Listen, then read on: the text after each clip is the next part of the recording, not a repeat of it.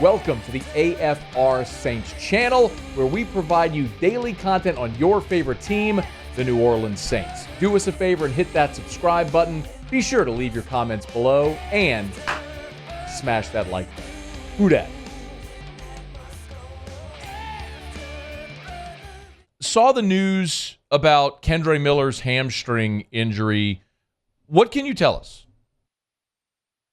Well, we've gotten into the closed mouth portion of severity of injuries. Yes, the season is here. Dennis Allen did not give the, he's been incredibly detailed this year about minor, not concerned, could be major, could be more significant, 2 to 3 weeks, all that kind of stuff. Today it was you'll find out next week on the injury report. So we're in game mode, game on. We did see him in the locker room walking through, so he's not, he's not so limited that he couldn't be upright and walking through the locker room. But other than that, I don't know for sure. But obviously, look, it's fair to be concerned about Kendre Miller's health in general. He missed most of the offseason with the knee injury. He missed a few days of practice, but bounced back quickly. Now he's got another minor thing. Hopefully. Just a series of minor issues and not a pattern to come. But yeah, you're always concerned. You want everyone at full health. The decision to bring in Tony Jones Jr. and Jordan Mims, thoughts there, and what this may look like week one, like how the running back room may pan out?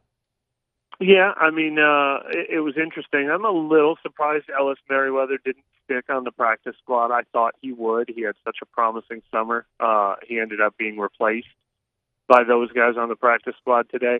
But I was not surprised that Ellis Merriweather was not their choice as the third running back in week one. Kirk Merritt is on the active roster, and he's a little different style. He can catch some passes, maybe do some of the Kamara plays if they use him at all. They also kept him to be a possible option as a backup kick returner. And someone like Tony Jones Jr. obviously has a lot more NFL experience, things like pass protection, as opposed to an undrafted rookie. So I think all of these decisions are related to, who's backing up, who's getting snaps while Alvin Kamara is gone in the first 3 weeks. Obviously, if everyone was healthy and we're into week 4, it's Kamara, Williams, and Kendre Miller. Mike Triplett with us, neworleans.football. Our convos every Thursday, brought to you by Benny's Car Wash. Went to Benny's today, as a matter of fact. Let's talk a little bit, just a little bit of a look back with the roster decisions, the first 53 and what's happened subsequently. Was anything like a real big surprise to you, Mike, considering everyone does the exercise where you put out your projected 53 and all that? What was maybe the biggest surprise for you? Yeah, all three of us got the punter and kicker wrong, but we knew those were dead close. And we erred on the side of not taking the risk with the undrafted rookies, and the Saints were willing to take the risk, which I guess actually I would say lets you know that they don't consider it that big of a risk, because this is a team that is not worried about developing. They're all in to win this year. So if the young guys unseated the more proven veterans, I think that speaks volumes. But then obviously, along those lines, the two that probably surprised us most were Bradley Roby and Jalen Smith. Now, Jalen Smith is already back. And in retrospect, that one's not that surprising because he does not play special teams. So he might not have been active on game days. But having him around in case anything ever happens with Demario Davis or Pete Werner makes a lot of sense. I think he would be the next guy to play like all those defensive snaps. But as a backup linebacker who doesn't play special teams, okay, I guess I see why he's on the practice squad. Bradley Roby was the bigger surprise. Not really from the standpoint of we knew they were going to have tough cuts to make at defensive back. We were all taking turns like, is there room for Lonnie Johnson Jr., a veteran safety? Is there room for Isaac Yadam, a veteran quarterback? Who are they going to keep? Who are they going to let go? I'm just surprised Roby was the one they let go, because it seemed like he was entrenched as the nickel corner, while that was something that Alontae Taylor was slowly learning and developing. But they're going to go all in with Alontae Taylor. He's going to get some on-the-job training, and obviously has a skill set. Doesn't surprise me that they see that as his future in this league, or a position he can play really well. But a little surprising they're going without the safety net right away in week one. Mike, where might they still be hunting for help as they look at other free agent positions and what and people that might be available? What are they maybe still looking for? Yeah, I would think, considering what's available out there, you're not going to really upgrade any starting positions. Wide receiver is still one that I like their big three of Chris Olave, Michael Thomas, and Rashid Shaheed. But if any one of those guys was missing because of injury, then all of a sudden the drop down to Tre'Quan Smith, A.T. Perry, Shaq Davis feels like a drop down. Keith Kirkwood on the roster. So, we had always heard about, could Hunter Renfrow be available via trade? Is that something they would still consider? But for the most part, I think you're just talking about moving depth pieces around at this point. At Mike Triplett on Twitter, neworleans.football is where you'll find his work, of course, along with Brooke and Nick Underhill. I'm not sure if you heard the other day, Mike. We had Brooke on the show, and I totally blanked on Nick's name. It was like when your mom forgets the kids' names or calls the kid the name of the dog. Oh, I had that moment. I do that all the time. I do that all the time. I had that moment on air. Anyway, but of course, Nick does an awesome job. But hey, you mentioned Tre'Quan. What's going on there? Well, it's a groin injury, and I don't think the timetable is shocking right now. We've seen him and Rashid Shaheed actually got hurt, both with groin injuries on the same day, and we've seen Rashid Shaheed return to practice quicker, a week earlier and counting until we see Tre'Quan Smith back on the practice field. But two clues. Well, we have three clues. We have one, we saw him on the sideline watching the game, standing up, watching from the sideline the entire game the other night.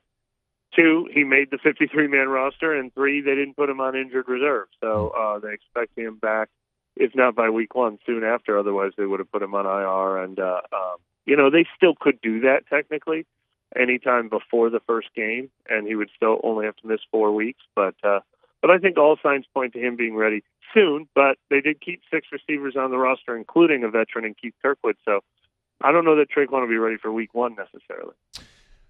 Mike, when you kind of look at camp, the preseason, and now the 53 in total, where is this team today relative to what you thought they might have been whenever they opened up camp at the end of July?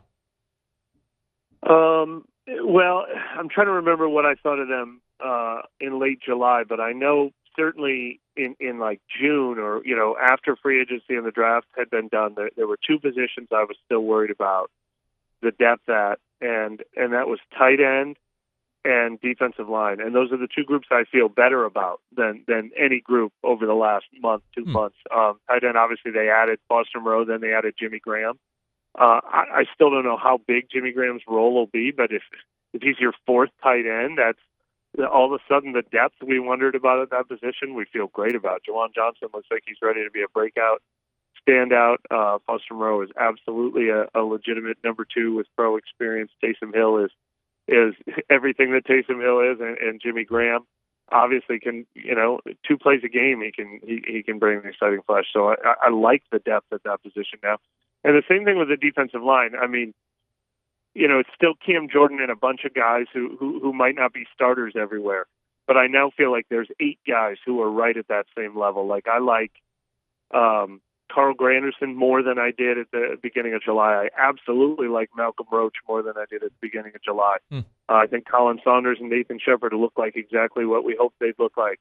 I think Payton Turner's had a terrific summer. You got to feel like he's going to finally be a bona fide contributor. Brian Brzee has looked like a rookie who's ready to step in and play right away. Tano Passanio has had a good offseason. Isaiah Foskey is the only one in that bunch who looks like he's coming along slowly, but that doesn't worry me because I feel a lot better about the depth. Is Sean Payton and the Saints, are they just going to continue playing like this game of cat and mouse where they keep just signing each other's players? I'm okay with that. I mean, there's a knowledge there, Sure.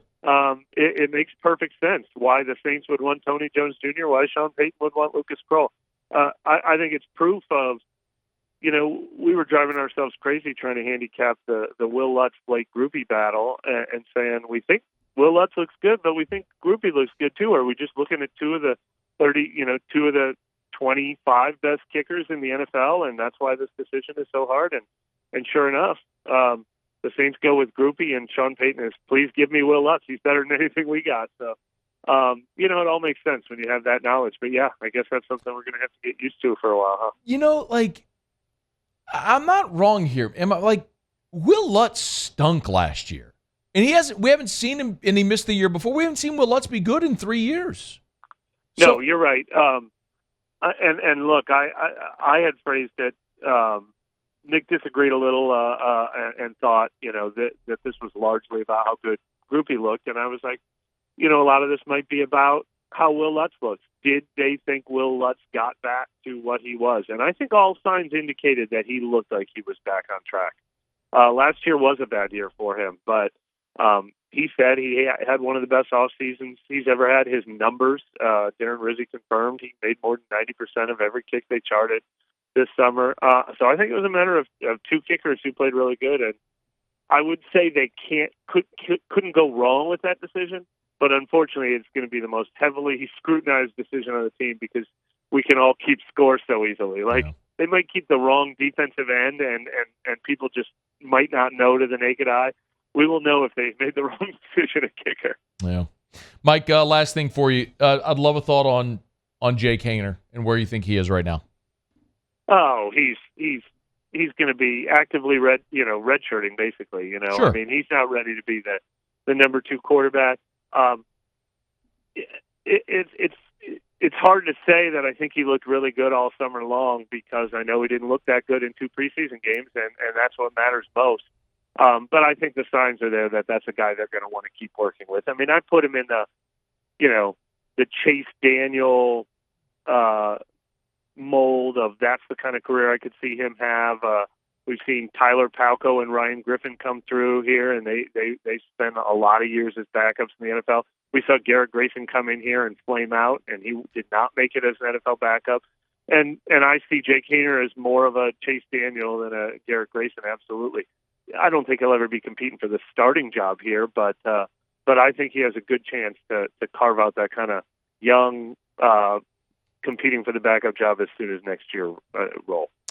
He is Mike Triplett on Twitter, at Mike Triplett. Of course, you find him at neworleans.football. Our conversations with Mike all throughout the year. Every Thursday in hour number 3, presented by Benny's Car Wash. We appreciate it, Mike. Thanks so much, man.